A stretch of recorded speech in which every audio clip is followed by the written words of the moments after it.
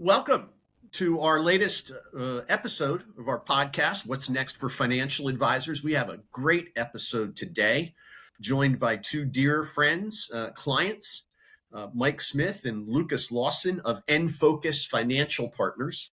And we're going to talk today about their successful succession, which has been going on now for, if you count the planning, probably about 6 years, I think, all About right. told. Yeah. And as I said, Mike and Lucas are dear friends. I was just down there back in January, hanging out with him and the team for a while. Great time, and they're really good people. Very, very successful as well. The team at NFocus does a great job on behalf of its clients. So Michael Smith, Lucas Lawson, welcome to the podcast. Thank you, sir. Thank you. So Mike has been, for those of you who pay attention to our podcast, and I don't know why the rest of you don't, but Michael, this is Michael's second visit with us. We talked about Mike's entry into the career after a very successful career in business and some of the emotional ups and downs in the journey. So if you haven't seen that one yet, please go to our YouTube page, What's Next for Financial Advisors, and check it out. It was a very good one. So guys, I want you to do most of the talking. I promise I'll shut up here shortly. I just don't know for how long. You've said, well, first of all, tell us a little bit about yourselves and the firm. Lucas, why don't you go first? Sure. Yeah. The beginning of my financial career started when I was finishing up in college. I have an older brother that encouraged me to find an internship or figure out, I followed that advice. And I forget how, maybe it was through the business school, but they connected me with a local office of John Hancock way back in the day. Mm-hmm. So I went in and talked with the young 20-something guy that was trying to, create an internship program. I think I was the only one that ever came through it. But anyway, they had a successful, established advisor at the time that needed another set of hands. That happened to be Mike. So they kind of connected us, and I just started interning for Mike. So I did that for a year while I was finishing up college. And then whenever I graduated and kind of went out from underneath Mike, just went into financial services career for myself. Back at that time, it was mainly focused on long-term care in the early 2000s. So I did that. I think successfully for a couple of years, but ended up just kind of getting burnt out because I wanted to transition back to what I had learned more in working with Mike, which was more well-rounded financial planning. So I actually took a position, left for about a year, went to go work inside of a bank to be a financial advisor there and a little bit of Fidelity.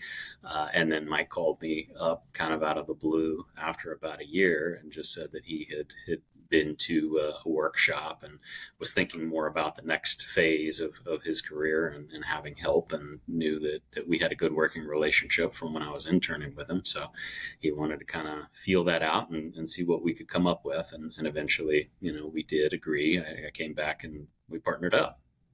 That was like 2008, 9? Maybe a couple of years before that, maybe about 2006, I think. Okay. Is maybe the end of 2005. It was a December. I think we were kind of heading into the January, starting fresh. And Mike, you've said often that one of the key components, secrets to a successful succession is finding the right successor. And you did it twice. The same guy. The same guy. You found the same guy you twice. Don't have to teach me the same thing over and over again, okay? I'm Bill Rambo, co-founder and partner at What's Next for Financial Advisors. Thank you for taking the time to watch our podcast. Please remember to like, subscribe, and comment, letting us know what topics you'd like us to discuss in future podcasts. Also, check us out on LinkedIn and our website, where you'll find other podcasts, videos, and insights into what we do for financial advisors. Mike, give us a little bit of your storied background. I mean, you Hall of Famer and all that other stuff, but give us a little background. Well, right out of college, actually, I was still going to college. I got a job with TRW. It's a huge conglomerate company, and happened to get a job in the credit bureau division. And I was there for, believe it or not, 23 years. So I had a great career. I had 5 completely different occupations inside of that company, which I truly believe is what built my ability up to be able to handle something like a transition in this business, as well as building your own practice. Because I really knew nothing about this industry whatsoever. I was a computer guy, a computer operator, a project manager, a sales manager, a sales director, but knew nothing about, honestly, financial services. I was there 23 years, and then TRW went through the process of selling the company to Experian, as you know them today. And during that transition, it was not a pleasant process for a lot of us who had been with the company a long time, because they were looking to get rid of people who had a lot of seniority because they had the higher incomes, the company cars, the better benefits. So I ended up looking through the paper at that time. We still had newspapers. And I was looking through the newspaper and saw a job for financial services. And I said, okay, well, that sounds interesting. I don't know what it is. But went and did an interview with John Lovick, who was the managing partner for John Hancock here in Dallas. And he told me a little bit about the career opportunity and so forth. And it sounded interesting. So I had a lot of vacation plans, time built up in my company with TRW. Matter of fact, I had 16 weeks. So I took a 2-week vacation to kind of go to their class to see what that was all about. And during that same time, they announced that they were going to have some major layoffs, and 20 of the layoffs were people at my management level across the country. All of us over 40, all of us at least 20 years with the company. Mm-hmm. So I was actually quite excited about that, because they ended up having to pay me 48 weeks of pay because of my seniority and my vacation time and sick time. And so I got paid for almost a year what I was making. And I went ahead and signed the contract with John Hancock to step into this industry. And lo and behold, one of the banks that was a customer of mine when I was with the credit bureau called me up and asked if I'd be willing to work for them to write banking software to interface between the bank and the credit bureau. So I met with them and talked to them, and I truly was probably the right guy to do it. So I committed to do that and help them get that product written and developed so they could put it on the market. And I did that for a year. But during that year, I was getting my education with John Hancock. I was doing lunch meetings, evening meetings, weekend meetings. And it took about, in all sincerity, it took about 1 year for me to say, I'm losing money working a job. And I stepped away from the experience with, it was Argo Data was the name of the company. They're still around. And they asked me to stay. They really did not want me to leave, but I really felt like I could do better working for myself. And I still had a really bad taste in my mouth about getting laid off after 23 years of really high quality service to the company. So I kind of made a commitment when I got with John Hancock that this was hopefully going to be my future, and I wouldn't be working for somebody else again. Because even at that time, they were playing it up pretty big about you'll work for yourself. Mm-hmm. And I liked that part. And I did for a long time, other than a sales manager to kind of help me understand the ropes and get into the products and things like that. So that was very attractive to me, and it still is to this day. And once again, if you want to check out more of Mike's story and some of the ups and downs and the emotional challenges, and he was quite open and honest about some of the things and shared some stories. Please check it out on our YouTube channel, What's Next for Financial Advisors. It was scary. I'm sorry? It was a scary time. Yes. I had 2 kids in college when I started this. You guys, as I said before, you have a fantastic team at NFocus. Lucas, tell us a little bit about the team and the focus of the business. Sure. Yeah. I mean, we've definitely had a little bit of transition in the team and staff over the years, but right now we've got to really think about 3 years ago, we added Nicole to initially be an admin. So she sits up at the front, and she was the one who handles most of the client service requests, address changes, beneficiary changes, requests for distributions, things like that. She has grown over the last couple of years into adding more of a paraplanner role as well. So as we are coordinating annual reviews with clients, she's gathering data, entering that into our software, following up. She sits a lot of the time in meetings with me to capture the notes and make sure things don't fall through the crack. And she's awesome. And then shortly after she joined, we added Wendy to be more of an operations supervisor. As you kind of become more successful, you find yourself kind of getting further and further away from what it is you like doing, which is working with clients. And so she feels a real need. She runs a show, from an operations perspective, keeping us afloat. And coincidentally happens to be Mike's daughter. Coincidentally. We did add her after Mike and I had initiated our transition. So she was the most qualified for sure. And then a couple of years ago now, 2 years, we added Ryan, another advisor.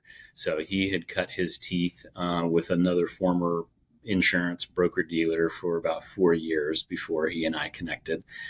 His mom is a client of mine, and she was able to connect us. I actually talked with him when he was coming out of college before he went to the insurance BD, and we'd always kind of kept in touch here and there. And so just connected randomly a few years back, and that led to some discussions about adding him to the team, and he's been a great fit as well.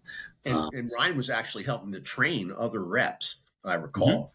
From chatting with him. So he's not some young green guy. Absolutely.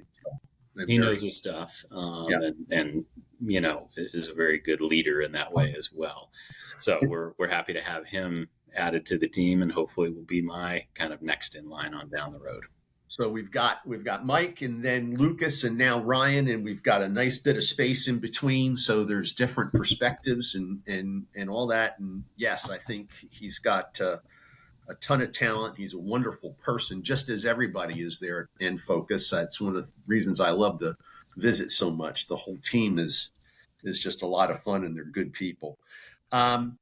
So I don't remember when. We've worked together for a long time, but when did the conversations, the definitive conversations around succession start between you two? Mike, do you recall exactly? Well, I think it's been about 6 years that we said we really need to start thinking about doing something formally. I think it's when we started our partnership, when we became NFocus, and we'll talk about that later, I'm sure. I think we both knew the intent at that point in time was for us to form this partnership, and at some point in time, he would take over the company. I don't think that was shocking revelation to either one of us. I think the only thing that was different is there still wasn't a lot of understanding about valuating the company initially. What's it really going to be worth? How's that going to be done?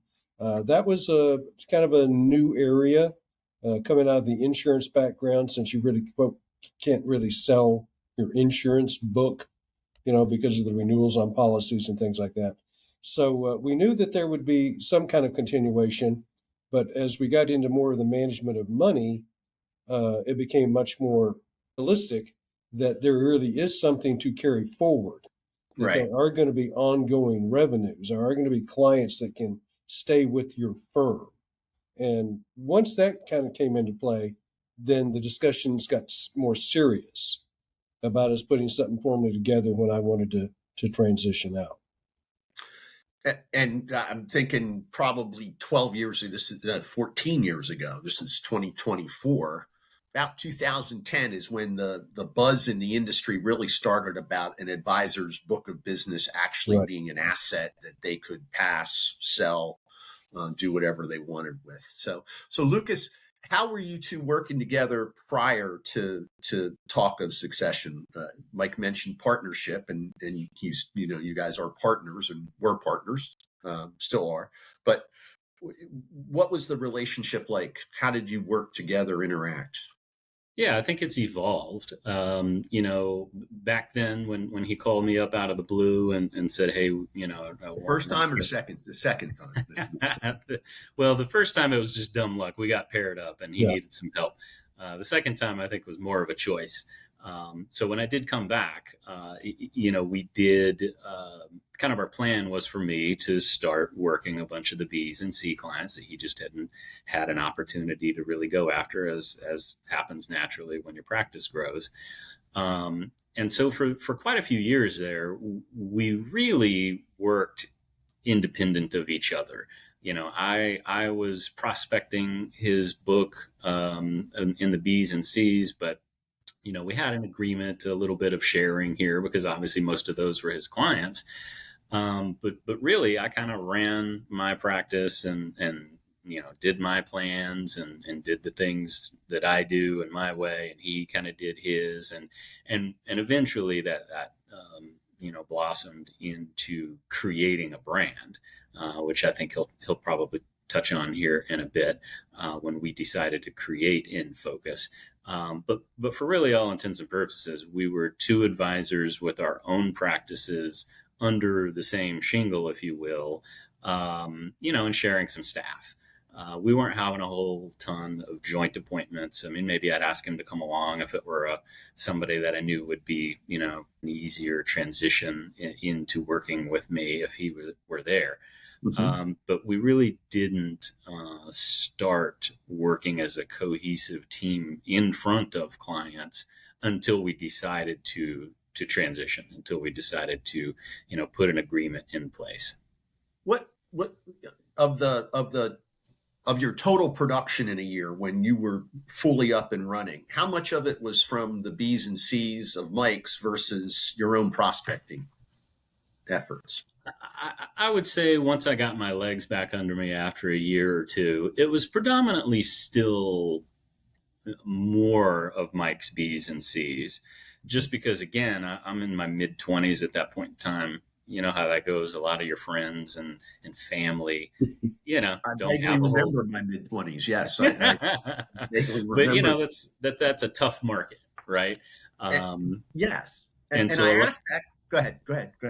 I was just going to say, and so a lot of the B's and C's that Mike had, were pretty well into their 30s and 40s and in their careers. They just didn't have hundreds of thousands of dollars to invest, and maybe they needed a little bit of life insurance or help with the rollover. But some of those clients, that I had as Mike C's or some of my A's today, right. Because you just grow with them. So yeah, more of my revenue, even in those early years, was probably still from Mike's B's and C's, but that began to change as you get referred to other folks as well. Now, Mike, as veteran advisors who are starting to think about succession, maybe have identified somebody, they're gonna ask a specific question of you out loud to themselves, but of you, based on what Lucas just said, and that is, what the hell is wrong with you? What is wrong with you? Every advisor that I talk to about succession, and it takes a while to get through the thickness of their craniums, perhaps, every advisor, when they find a potential successor, wants them to do just what they did: walk uphill in the snow backwards with no feet in the dark.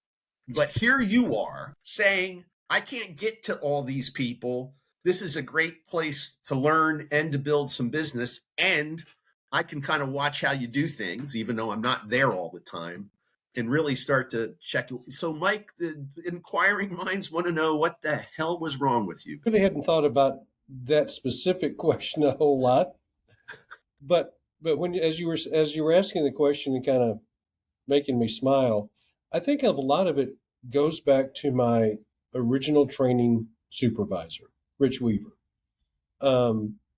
Rich, if anything, as far as teaching me the business, taught me about the integrity of taking care of people. When I was at TRW, I didn't take care of people.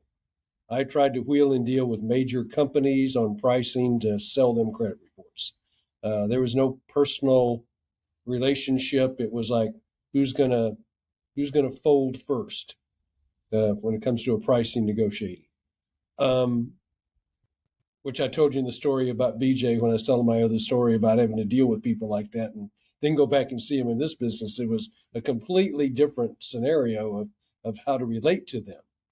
But Rich really did teach me the significance of integrity and caring about the people and doing the right thing. And that was probably the basis.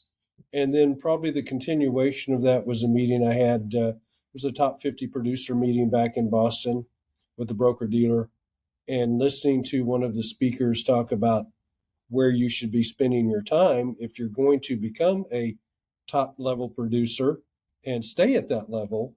And it was talking about how many meetings you're having with A clients, B clients, clients that are just, you kind of like them. Because Lucas and I both have clients that we like to go see, and we have dinner with them or a cocktail or play golf with them or whatever. But as I was going through that understanding of where I would be productive in building my business, probably 40% of my appointments and time I was spending was not with either A clients or referrals from those clients or centers of influence where I could get more A clients. Right. So that really hit home on a plane flight coming back from Boston. I was sitting down just kind of going through all the notes of the meeting. It really hit me as I was looking through my of appointments. And when I came back, I said, I've got to do something. And because I knew I wasn't taking as good a care of people as I could be. And Lucas will probably, he'd probably tell you that sometimes I'm a little anal about that because I still probably get on his case and Ryan's case about not being up to date on meeting with clients and reviews.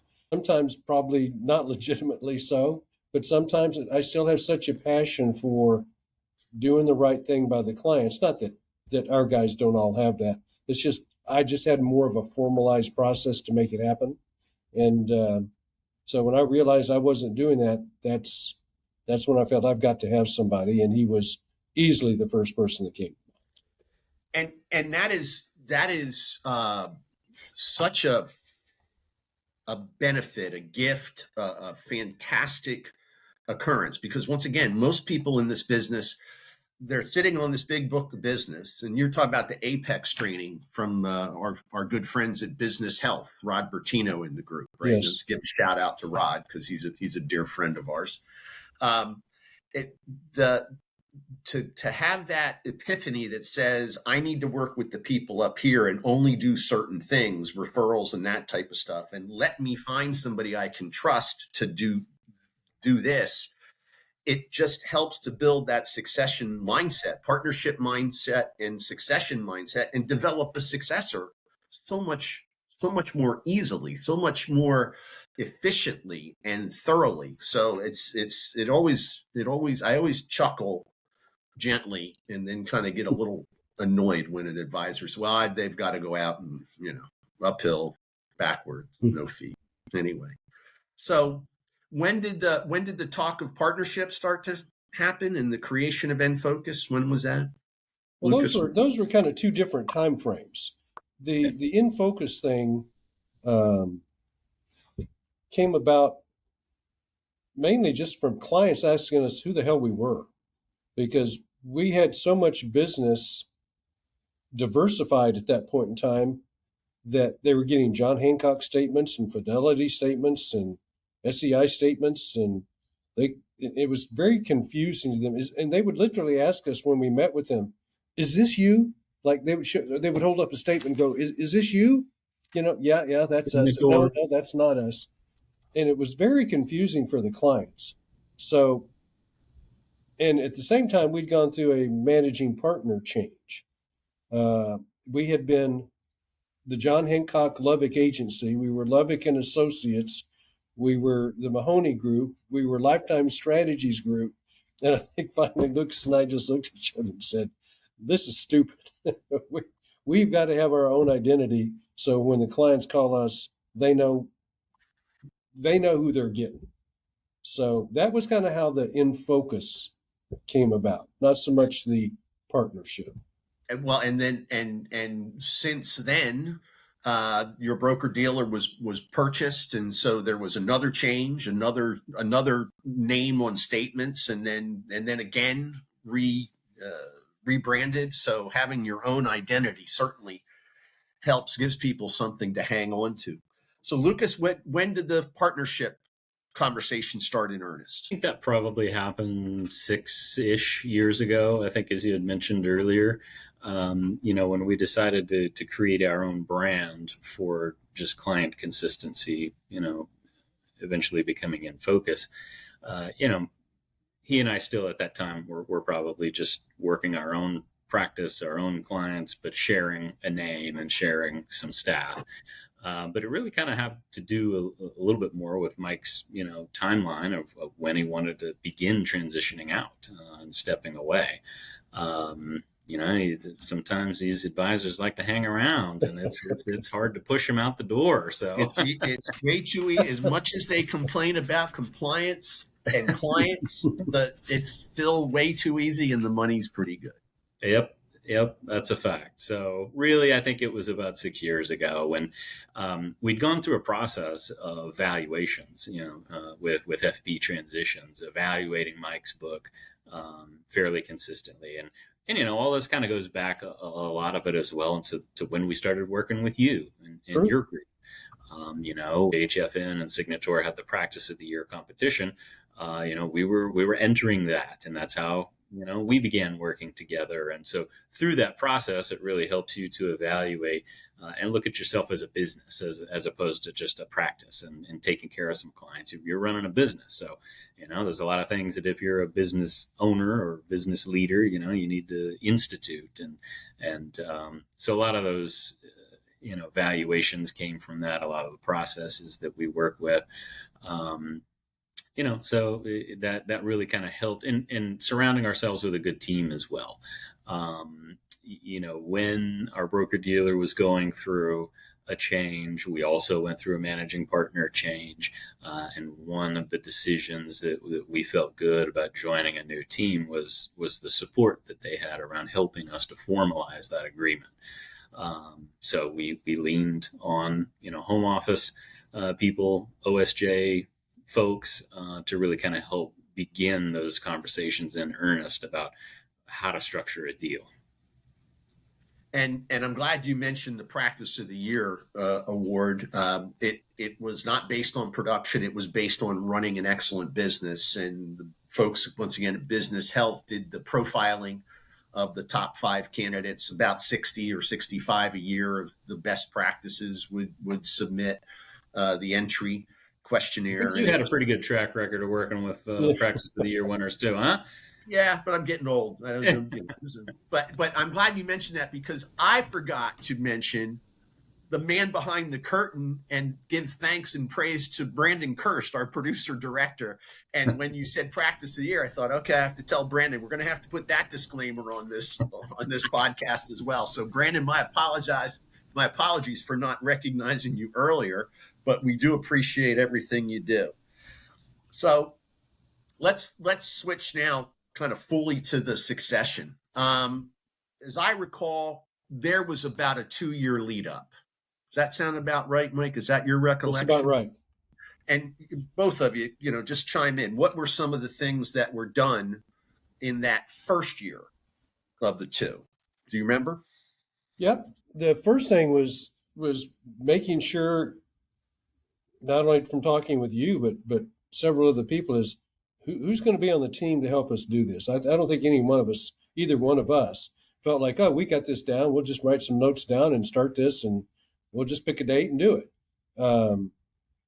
First off, we decided we need a team around us to help us with that.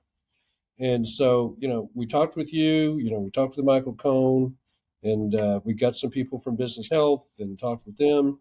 And we started to kind of put together the group of people that we would want to get ideas from, Matt Rigotti. And so we were trying to solicit good ideas from the people that would help us understand the steps that you need to take, because a lot of it is mechanical stuff as well that has to happen at the broker dealer, things that we would know nothing about. Okay.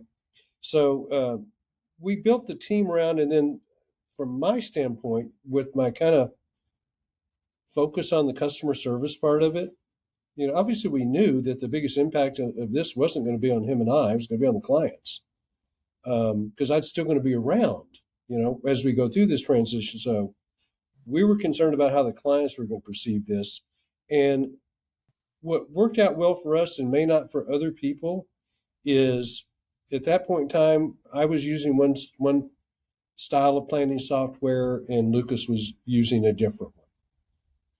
He was using eMoney, and that was becoming more and more popular and more available to be detailed oriented, whereas Financial Profiles wasn't. So we kind of did some head knocking together and came up with honestly the idea: why don't we have you come in as an expert to my clients introducing new software? So and we just basically told the clients we're going to be transitioning our review process from Financial Profiles to eMoney. And I just told them, I said, I'm just kind of learning this, and Lucas is much more of an expert at it. And I would like him to sit in with the review, and when we get back together, we're going to present an eMoney financial plan to you. So we led up with that the year before when we knew we were thinking about this transition. He actually started coming with me on a lot of my client reviews, and he would just come and sit in. And we told them that he was going to be meeting with them in the future, and part of that future process would be to convert them to eMoney. So it was a real comfortable meeting with the clients because they had both of us. I had the relationship. He had the expertise that was going to make them better. And that, quite frankly, worked out extremely well. Some people probably don't like it as much as they did the old plan. Other people loved it. So it was not so much which one it was better or right or wrong. It was that the client seeing we were trying to evolve, trying to get better for them, and that was what our firm was determined to do. And that's kind of what was the springboard to we're going to be transitioning over time. Because I was getting to the point, I don't want to miss this point. A lot of my clients were starting to ask, Mike, how old are you, Mike? At that point in time, I'd say, I'm 63 or I'm 65. And they said, well, how long are you going to do this? When are you going to retire? And they were legitimately concerned. I don't say that I was going to retire, but they were concerned that they were going to lose the opportunity to work with me. And I said, no, even when I decide to pull the trigger on a transition, there's still probably a 5-year process to make that happen. And it was like, oh, okay, that'll be fine. Indeed, that's kind of the way it's worked out, and it has been fine. I won't lie and say we haven't lost a few clients. We've lost a few, but a very few considering how many we actually have. And since we did this transition, we're almost 4 years or about 4 years in, Lucas? Right at 4. Yeah. Right at 4, yeah. Our GDC our business has doubled in those 4 years. And I mean, I forgive me if I brag on you a little bit, but I'm pretty sure you guys are the top producing firm in your OSJ at your broker dealer. That doesn't necessarily make you the top one in the entire broker dealer. No. Get to work, Lucas. But you're a pretty lofty company. You guys just aren't a very efficient group. You're a highly productive group as well. So Lucas, but that was the key to our being able to start that transition effectively was having a good team around us, having a plan in place that we reviewed regularly, and making sure that the clients knew what we were doing and why we were doing it. So in the first year, prior to succession, we built out a very exhaustive list of everything that needed to happen. About 60 items, as I recall. Yeah, tried to put it in order, and as you mentioned, regularly met on that, and some of it was a home office thing, switch this, change this, code or whatever. Some of it was outside conferring with legal, and some of it was looking for financing and all that other stuff. And as I recall, the company at the time didn't have a succession department. Many of them do now, but I don't think they had a succession department back then. Now they have a pretty good. So Lucas, what were some of your concerns in that first year as the guy who's going to eventually take all this on? Not yet, Mike's still there, but Yeah. what were you thinking? How am I going to do all this? I'm basically taking two businesses and combining them. How am I possibly going to have the time and the wherewithal to continue servicing everybody at a high level? And I don't want to, bury the lead on what Mike just talked about for those that really are interested in a transition with someone, because it may not be effective for everyone and it may not be possible, but really that 2-year window where I would go out on Mike's client reviews and be an observer.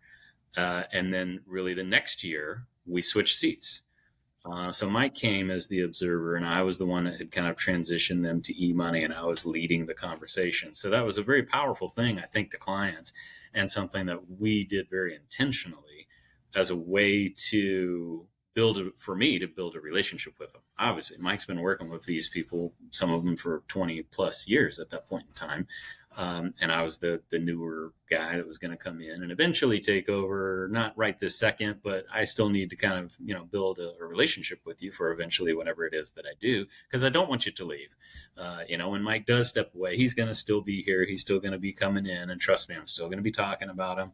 I mean, even to this day, I'm still talking with people about, Mike's coming in, tomorrow. Well, tell him you said hello. It very much still here as a presence and a part of the team. But that day, we threw Mike a good party, and gathered a bunch of friends and clients and family. But yeah, waking up that next week saying, okay, I'm the guy that's got to come in, and I've got still two staff people that I'm kind of in charge of, and a combined book of business now. And so it was slow. It wasn't slow in the sense that I didn't have much to do, right? I mean, I was busy every minute of the day. But just kind of getting your legs under you, right? And kind of having a good coach helps. What's next for, and you just figure it out, and definitely in that first year or two leaned on Mike heavily. I don't know, now you're at 2 days a week, coming in, but then early, I don't think you just walked in the door at 2 days a week. I think it was probably a little bit more of a slower transition. So yeah, if I needed, if I didn't have capacity to get back to a couple of clients, or I needed help in gathering some information, he was always there to help. And that's always been, again, part of that transition. So many advisors that we hear about just kind of cut the cord and walk away. Yeah. And sometimes that's what both parties want. Thankfully, Mike and I have had such a great relationship working together over these many years that, we both feel a need to have that transition period, which has really helped. And ultimately, as Mike said, has benefited the clients. It was a very, slow, intentional, warm transfer to me. So that really helped set me up to have a sustainable practice moving forward. And he's already doing that with his B and C clients, with Ryan. Absolutely. And right. Some of my old B clients are now going over to Ryan. And we're kind of trying to transition the same way. I'm making phone calls this week to some of those people just to say hi and let them know what's coming and why it's good for them, and which is kind of one of the roles that I can take. And while clients would love to have their advisor forever, that second best thing is knowing that there's that sense of continuity, that you are taking the time and investing the time and the effort and the money where appropriate to build out smooth continuity for the clients and for their next generation as well. So as I recall, we did an awful lot of messaging face-to-face and otherwise to the clients in the second year. So the year immediately prior to pulling the trigger on the succession. And I think that's important as well. Some advisors say, I don't really want to tell them what's going on. And okay, that's your choice. But once again, you've trained them now to expect, okay, there's going to be another set of hands coming in here soon, Ryan, because we want to make sure that high degree of service and touch is being continued. And so we need to continue to build out our generations in order to do that. So this is year 4 of 5 years, right? And Mike has helped by paving the way with clients, catching up with some clients. Mike's worked with staff on projects and things, worked with Ryan, worked to provide intel on clients and households. What are some of the other things, Mike, that you've done over the last couple of years as part of this transition? Probably the stuff that I enjoy. Lucas and I still like just sit It's down and like to look at get out Fridays portfolios. for a margarita. Yeah, Yes, well, you we like to to do that too. We'll do that yeah. today. But Okay, today is Friday. but I do enjoy portfolio reviews. Lucas and I like to sit down and we'll take a look at a complete composite Morningstar report for a client, and it can be time consuming. Quite frankly, I find that to be kind of right in my wheelhouse. So Lucas is pretty comfortable handing off a couple of those to me and say, I got a meeting coming up. Can you maybe give me some highlights real quick? Because it's just time consuming. It's not anything he's not educated to do. It just takes some time. And he'll just ask me to throw together a couple of thoughts on a portfolio allocation. And I always enjoy doing that. We've researched some stocks. We've researched some funds that we might want to put in our own personal portfolios that we're building ourselves. A lot of times there's communications that needs to go out to all of our clientele and introducing new staff, things like that. He'll ask me if I can write that up. That's kind of something that's more in my wheelhouse, writing stuff like that up. So it's kind of wherever I can help Lucas without taking the attention away from servicing the A clients and meeting with them, which is where, as I learned a long time ago, it's where he should be. There should And be. if he's doing a lot of other stuff other than that, our clients aren't getting our best. So I'm trying to fill in on some of those areas to where, it's not something the staff can necessarily do. It's something I still enjoy doing, and hopefully he's found it worthwhile. And you're still in front of clients, at least in the sense of saying hi and doing some other stuff, checking in, and a quick plug. We're going to have you two back with he himself, Michael J. Fisher of Client First Financial, to talk about advisory boards. You're one of the few clients I have, Michael being another. He calls his a board of directors advisory board, but you're in those meetings, Mike, right? You're telling them what's going on and with Lucas, and then you're soliciting feedback. Right. Lucas, what was one or two things that made you think, boy, I know you really like having Mike around because you guys are dear friends, but what are one or two examples of, boy, it's really good that he's still here, because I don't know what I would have done with that one. Yeah, can you think of any? Oh yeah, words in his mouth now. Well, I mean, just like life, our own personal lives, we go through seasons. We go through seasons in business as well, whether it's an election cycle or whether the market is just getting hammered, or whether it's initiatives that we want to put out to build ourselves as a practice. Maybe we want to focus on a little bit more of the legacy planning, or subscription services. There's been times throughout our business over the last few years, or client events. We still like to host client events and the horse races. Yeah, horse and races. we do a horse racing event every year. So there's always really something for him to help do. One of the most beneficial things, again, with the client in mind, is as we do go through kind of turbulent times in the market, again, whether it's election cycles or market downturns, is he's always willing and available to get out there and start hitting the phones to just catch up with people. A lot of his good quality people are obviously still around and still good quality clients, and that's helpful, when everybody's a little bit on edge about what's going on in the market or the economy, to have his voice and his leadership to be able to call out and just connect and say, hey, how things going? He's not getting into the details of the portfolio and income strategies and all that kind of stuff. He's, it's more of an ambassador type thing. Hey, how's the family doing? You guys doing well? I know Lucas has, met with you a couple of months ago. Just wanted to follow up and see if you had any questions. So there's always somewhere he can help fill in and support us and help strengthen what we got going on. Again, with the clients in mind. And we've had some.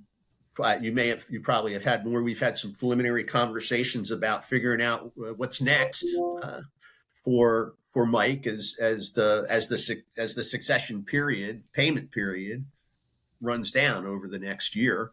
And we won't ask you to get into that now, but it's going to, knowing you guys, it's going to be well thought out, mutually agreed upon, and with the idea of taking care of each other and the clients, which, I'm excited to see where that goes. I want to go back to one thing. Right as we were leading up to pulling the trigger, your broker dealer got purchased, but your plan survived. And I think one of the major reasons was we had that 65-point list of things, and we kept checking and double checking, and every once in a while we'd realize we needed to do something else, or something else needed to be done sooner. I think a lot of people would have said, whoa, we've got to stop.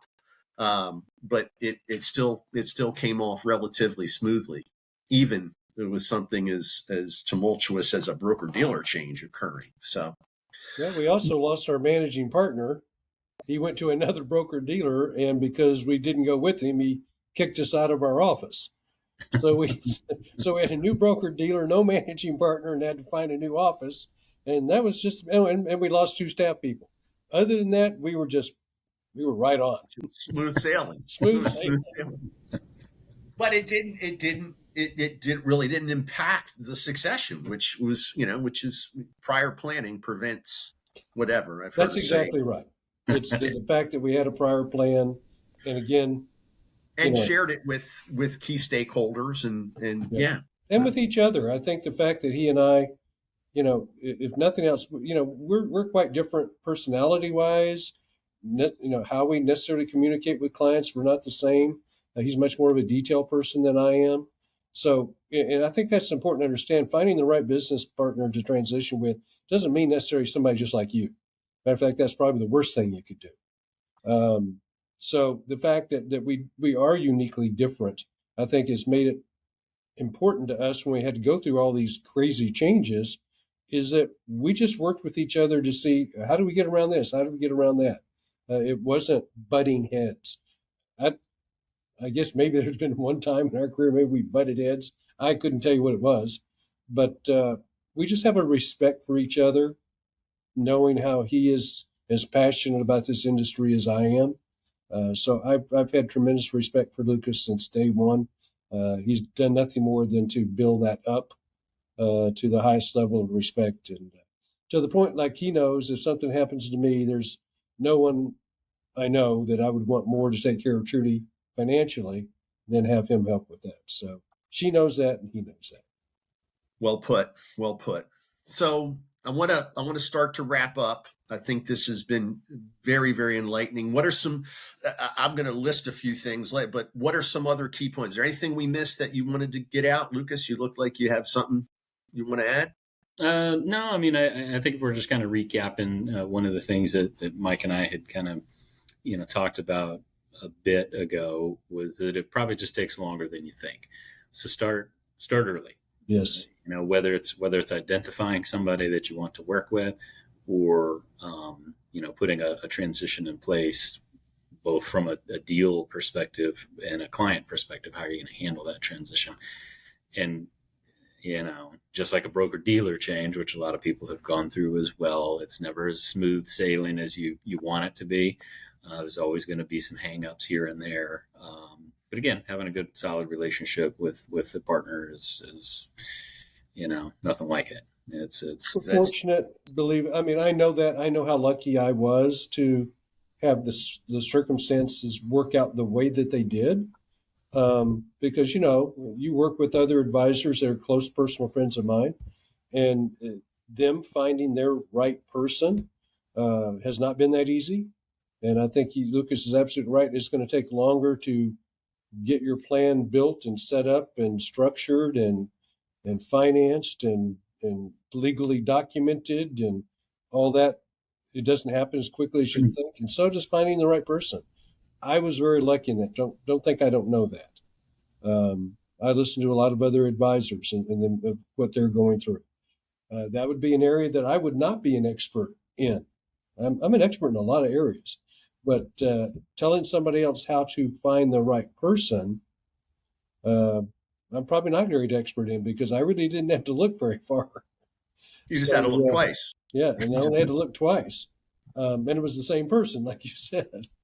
So, but I would expect most people to understand it's going to be longer than you think to find the right person. But one thing I would advise there is make a list of the character traits and the characteristics of the person you feel you would work best with, okay, before you start just talking to people and thinking, well, you've been with me a while, you're probably the one. That's not necessarily true.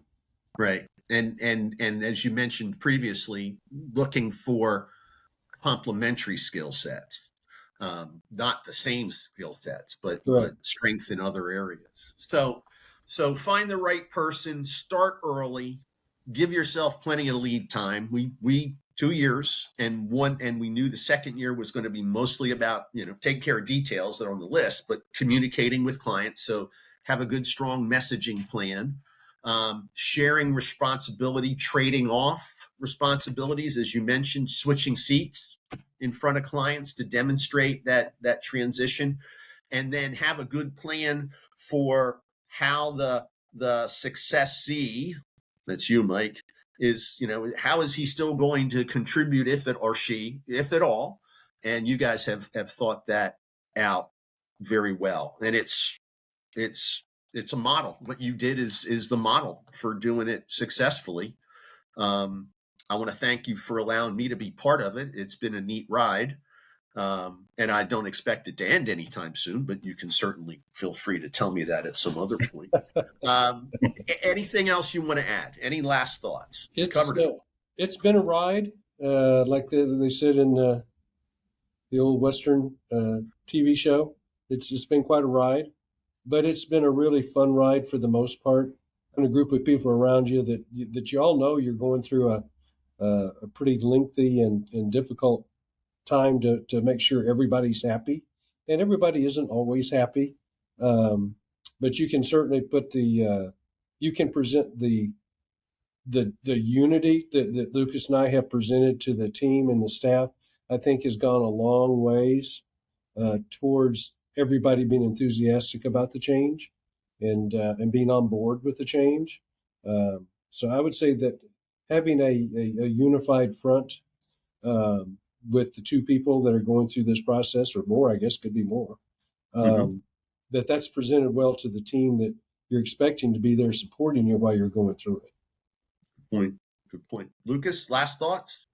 Yeah, I guess two things from kind of what Mike said there, just to keep drilling down into that, is really also being transparent and clear with your team, your staff, because they're an integral part of that. We can't talk to everybody all the time. They're having client conversations, and so kind of building that cohesive strategy just to make sure they're well informed.